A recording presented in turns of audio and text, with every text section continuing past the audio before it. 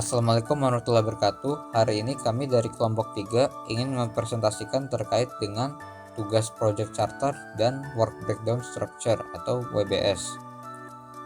Dengan anggotanya yaitu saya, Danizir Rohman Muhammad dengan NIM 105012300030, serta anggota kelompok saya yang lainnya yaitu Nabil Akbar Perdana, Muhammad Rafif, Muhammad Ihsan Nasruna, dan juga Muhammad Sidki Arbi.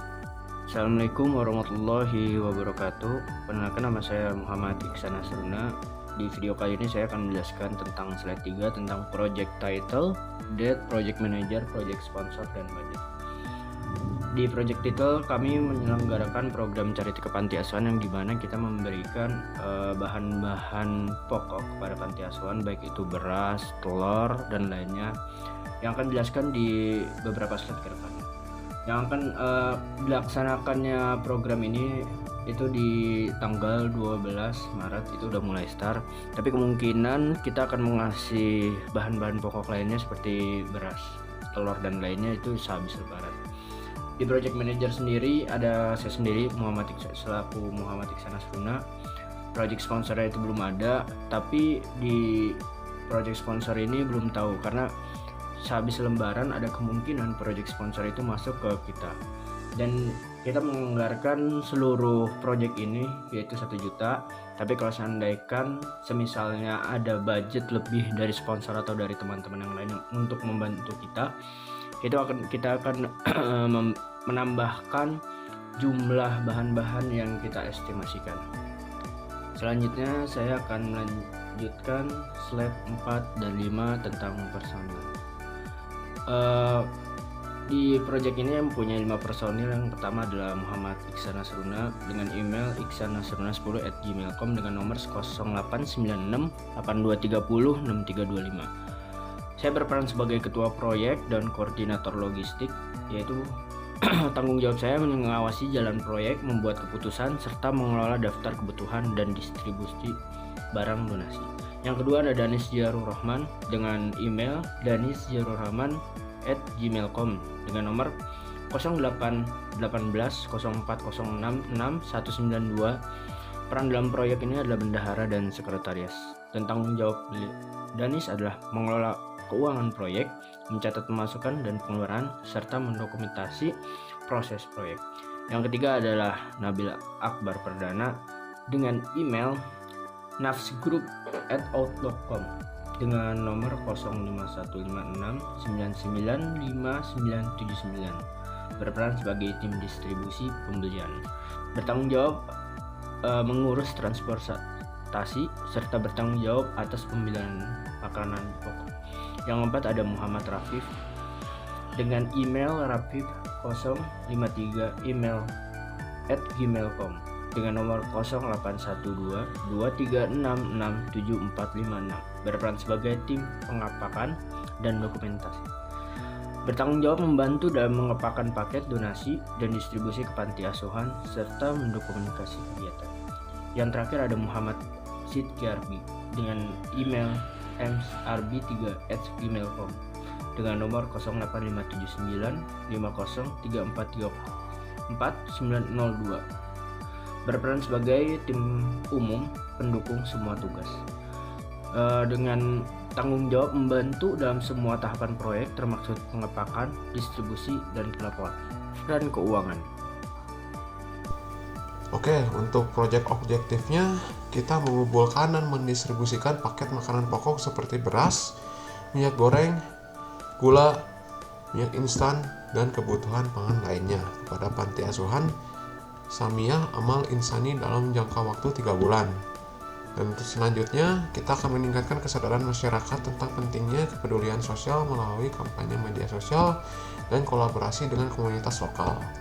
Dan untuk yang terakhir, membiayai proyek secara mandiri dengan menggunakan dana pribadi dan donasi sukarela dari anggota tim tanpa melibatkan sponsor eksternal. Dan untuk proyek skop selanjutnya yaitu donasi makanan pokok untuk panti asuhan. Untuk yang pertama kita akan mengumpulkan dana pribadi dan donasi sukarela dari anggota tim. Yang untuk selanjutnya kita akan melakukan pembelian makanan pokok seperti beras, minyak goreng, gula, minyak instan, telur, dan produk lainnya sesuai kebutuhan panti. Nah, untuk selanjutnya kita mendistribusikan makanan ke panti asuhan secara langsung. Dan untuk yang terakhir, kita mendokumentasikan proses distribusi, termasuk laporan jumlah barang yang disalurkan.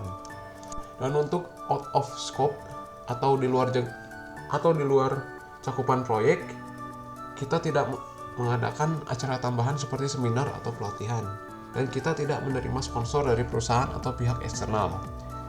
Dan kita tidak memberikan donasi dalam bentuk uang tunai, dan kita tidak menyediakan barang selain barang makanan pokok seperti pakaian atau alat tulis.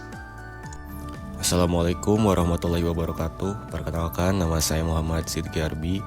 Saya merupakan anggota dari kelompok 3 dan di sini saya akan memaparkan hasil diskusi kami terkait Project Charter dan WBS atau Work Breakdown Structure.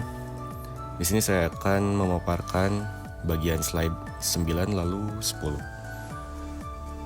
Berikut project deliverables untuk proyek donasi makanan pokok ke panti asuhan. Paket makanan pokok yang terdiri dari 1 10 kg beras, lalu 5 kantong 1 liter minyak goreng, lalu 5 kantong 1 kg gula, lalu 1 box mie instan, dan terakhir 5 kantong 1 kg butir telur. Dokumentasi distribusi donasi termasuk laporan jumlah barang yang diserahkan ke panti asuhan, lalu foto kegiatan distribusi makanan. Adapun laporan keuangan sederhana mencakup total dana yang terkumpul, lalu rincian pengeluaran untuk pembelian makanan pokok, dan terakhir bukti transaksi jika diperlukan untuk transparansi keuangan dari laporan kami. Adapun estimasi anggaran proyek dari proyek kami bisa dilihat di layar. Ini harga masih perkiraan sehingga masih dapat berubah. Ini juga kami setelah melakukan survei ke beberapa toko swalayan dan grosir, lalu kami ambil harga paling murah ya dari hasil survei kami ke toko swalayan dan grosir. Jadi dari total anggaran 750.000 kita mencakup 5 item, yaitu beras, minyak goreng, gula, mie instan, dan telur. Disclaimer, harga yang sudah tertera ini pun bisa jadi berubah karena kita akan running ini setelah lebaran kemungkinannya. Jadi harga berikut masih perkiraan. Begitu. Sekian, terima kasih. Assalamualaikum warahmatullahi wabarakatuh. Perkenalkan, nama saya Muhammad Rafif. Jadi di sini saya akan menjelaskan tentang identifikasi key stakeholders. Jadi di sini ada 5 stakeholder. Yang pertama ada tim proyek, yang kedua ada panti asuhan, yang ketiga ada anak-anak panti asuhan, yang keempat ada pihak pengelola panti asuhan, dan yang terakhir ada donatur. Tetapi untuk donatur ini dia bersifat opsional. Lalu ada perannya itu tersendiri untuk masing-masing stakeholders. Untuk tim proyek berperan sebagai pengelola dan menjalankan seluruh proses proyek. Untuk panti asuhan sebagai penerima manfaat dari donasi makanan pokok. Untuk anak-anak panti asuhan sebagai penerima langsung bantuan makanan pokok. Untuk pihak pengelola panti asuhan sebagai memberikan informasi kebutuhan dan menerima donasi. Lalu terakhir untuk donatur adalah memberikan sumbangan dana untuk proyek. Lalu selanjutnya ada peran dan tanggung jawab dari masing-masing stakeholders. Untuk tim proyek bertanggung jawab atas perencanaan, pengumpulan dana, pembelian, dan distribusi donasi. Lalu untuk pihak panti asuhan bertanggung jawab sebagai informasi jumlah anak dan kebutuhan pangan yang dibutuhkan. Lalu untuk anak-anak panti sebagai menerima manfaat dari donasi. Lalu terakhir donatur membantu dari segi pendanaan atau barang tambahan. Di video kali ini saya akan menjelaskan tentang Project Rights and Assumptions, donasi makanan pokok untuk panti asuhan. Di nomor 1, asumsi semua anggota tim bisa berkontribusi dalam pendanaan. Alasannya karena proyek ini dibiayain secara mandiri tanpa sponsor.